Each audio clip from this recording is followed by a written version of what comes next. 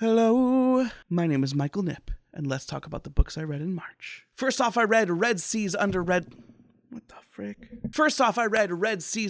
Skies with my friend Casey from the channel Lost in a Bookcase, which you can find linked below. And the problem with Red Seas Under Red Skies was that it took the things that were good about The Lies of Locke Lamora, the book that precedes it, which is a book of a very intricately crafted, tight story. And it instead has the author, to put it nicely, writing fan fiction in his own world because he really wanted to write a pirate story. Is it bad fan fiction? By no means. It's actually really fun. The problem is it's not as good as the original because the plot is all over the place. There's still really good character moments, but Casey really didn't like this one, but I gave it 4 stars. I have a dedicated review up for that if you want to see it, which I will link in the cards and also in the thing down below the description. That's what it's called. And the next book that I read in March is that so popular Breach of Peace by Daniel Green, the book that sort of started a hot booktube conversation. The hot booktube conversation that I think deserves a little bit more nuance than maybe it's getting in all spaces. And thankfully, I was invited by fellow booktuber Luke Edwards onto his podcast called Wrap Up on his inaugural episode to talk about all of this sort of hot topic issues that are flying around. We did do it before the recent addition to the controversy, but it didn't really change any of my stances. So 1, I would invite you to check out my review of Breach of Peace. I really liked it. I find it extremely unlikely that you would find this video and not be aware of that review already. But just in case, I have to cross my T's and dot my I's. My favorite parts about Breach of Peace is the way that the extremely violent setting sort of built into the concept of the world design. But at this point, who is watching Breach of Peace reviews for actual content about Breach of Peace? It's all about, everything surrounding it at this point. But I'd still recommend you go read it. It's fun. The next book that I read this month, I also have a video review for. That's Sunlin Ascends. Sunlin Ascends by Josiah Bancroft is one of the most difficult reviewing experiences I've ever had on this platform because it just defies talking about it in a conventional way. Why? Because the author said, what if I just didn't follow convention, did my own thing, and completely defied the standard norms of what's popular right now? He wrote it in a beautiful way. And here's something I didn't say in the review. So this is like the newest addition to my thoughts about Sunlin Ascends. Sunlin Ascends is whimsical and mysterious in the way that most reminds me of a middle grade book, like the sort of light magic system, the less explanations of complex systems that are happening. Not to say that it isn't violent or adult in parts, but the feeling that I get from Sunlin Ascends is extremely similar to the feeling that I might get from a middle grade book. I know that because we were just in middle grade March and I was just reading the middle grade book, Howl's Moving Castle. I didn't finish it. It's going to be in my TBR for next month. But before I get ahead of myself, the final book that I read in March is The Only Good Indians. This is a book that's been on my radar for some time. It is sort of marketed as a literary horror book. I will say that my favorite thing about this book is the combination of the absolutely beautiful and sort of stream of consciousness prose. I am not as familiar with talking about prose as many other people here on BookTube, but one thing I will say is one of the things that I enjoyed when I read The Shining was the way that Stephen King sometimes had this stream of consciousness way of writing where you were getting all the characters' thoughts and thus it allowed you to sort of explore other topics while in one scene. Stephen Graham Jones accomplishes that extremely well, and the sort of voice that he has and the humor that he's able to interject, as well as the serious themes that he's able to interject in this story that is ultimately extremely violent and graphic because it is sort of a horror book, really worked for me. It wasn't necessarily my favorite book. I honestly think that the ending for me, for what I was hoping for, sort of fell flat, but this is by no means an experience that I would not still recommend to other people. In fact, the only reason I disliked the ending was it sort of just latched onto a trope in the final moments that is not my favorite thing, but I seem to be in the minority opinion of people on BookTube. My experience with the story was from the audiobook, which I think was extremely well done, but I remember having this moment where I'm like, okay, things are moving and this is interesting, but this isn't necessarily something that's blowing my mind or extremely weird. Oh no.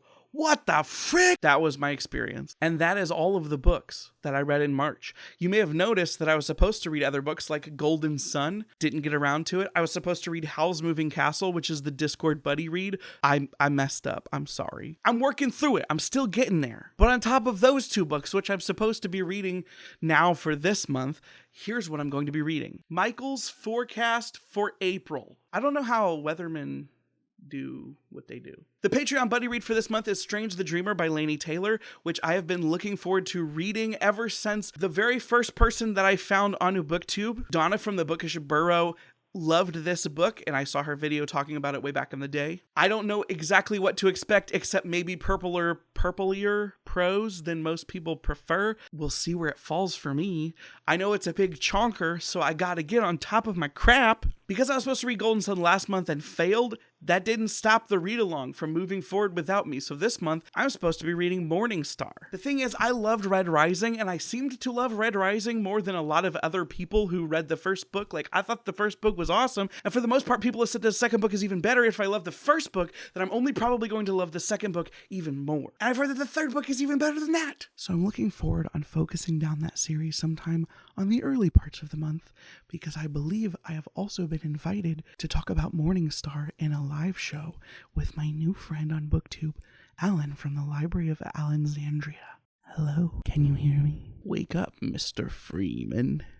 Wake up and smell the ashes. And the final book that I hope to read this month, unless I say, screw it, and throw everything out, caution to the wind, is A.G. Riddle's The Atlantis Gene. I have been known to talk about A.G. Riddle from time to time on this channel. He is a self-published author whose works I have loved up to this point, and this is his first trilogy. I have successfully almost completely read his books backwards in reverse publication order, and this is me continuing along that trend. I'm going to be buddy reading this with my friend Leslie from The Nerdy Narrative, and I suggest you go check out her channel. Links in the description down below as always. And that's the plan for this next month. Now let's talk about mail, baby. Let's talk about you and me. You people out there have been so kind with starting to send me books that you're really passionate about that you would like me to read, because that seems to be something that you are interested in, and it is something that is also fun for me. Please note in the description down below, there is now a P.O. Box address listed in case you want to start sending me random crap to react to on the channel. But this is not crap. This is stuff that people have chosen to share with me. First up, we have two books from the author Seth Sanders, who I have been enjoying getting to know on my Discord. The books that he sent me are these Star Wars books, which I can't get to show up correctly, but it's Jedi Twilight and Darth Maul Shadowhunter. And these are some Star Wars books that he sent my way after I talked about the most recent entry in the Star Wars series. These are some books that he highly recommended that I use to read the Star Wars series instead of the sort of more modern stuff that maybe hit or miss. These are both Legends books, which I'm pretty sure means that they've been decanonized, but it seems like there's a lot of good Star Wars that's been decanonized. And let's be real, if they do what I think they're going to do with the Star Wars franchise, which is what I thought they should have done, which is what they did with the Marvel franchise, is say, hey, we're not going to be using these as canon and then still use them as inspirations and hooks for their stories, because instead of writing new stuff that may or may not flop with the Star Wars fan core base that you already have, why not just go to the stuff that was already proven to be good? It just seems like a no-brainer to me. And the first book that I have ever gotten to my new P.O. box is, drumroll please, bum bum bum bum ba-da-dum, bum ba-da-dum. Hold on, let me adjust my white balance. Bum bum bum bum ba-da-dum. This book is called Seasons of Albadone by these authors who I unfortunately probably can't pronounce. The back says, 4 seasons, 4 stories. An inspiring enchantress searches for a way to lift a terrible curse. A drunken father makes a dangerous wish. A foreman tilts the balance between nature and progress. And a mother travels with her dying child in search of a healer. 4 paths merge. 4 destinies intertwine. And it looks interesting, and also it's not very long, which means I may be able to sneak it in during some of my other reads. And that, friends, is a wrap. That's my March wrap up and my April TBR. And now for some poetry. Here it goes. Looking straight at the light, never used to be that bright last night, but it's a new day with the fuzz in my eyes, the alarm still ringing as I open the blinds. And how do these people do it? They're like driving around like there's nothing to it, and I imagine it's the medication they're on. Well, probably coffee. But there's one thing for certain in life, and that's the day I'm gonna eat cereal. Oh, it's the day I'm gonna eat cereal. I mean, come on, let's get our priorities straight. And before you know it, I'm out the door late, just trying to catch some rat and some rates or something. I'm not quite sure what it is, but for now, well, I just best keep running. Up by 9 a.m., my brain and my body, they finally decide to meet, and we come to the same conclusion as yesterday. We come to the same conclusion as yesterday. And that is, I never get enough sleep. Sleep, no, I never get enough. Always waking up tired. Sleep, no, I never get enough. If I don't show up, I might get fired. Sleep, no, I never get enough. Always waking up tired. Sleep, no, I never get enough. If I don't show up, I might get fired.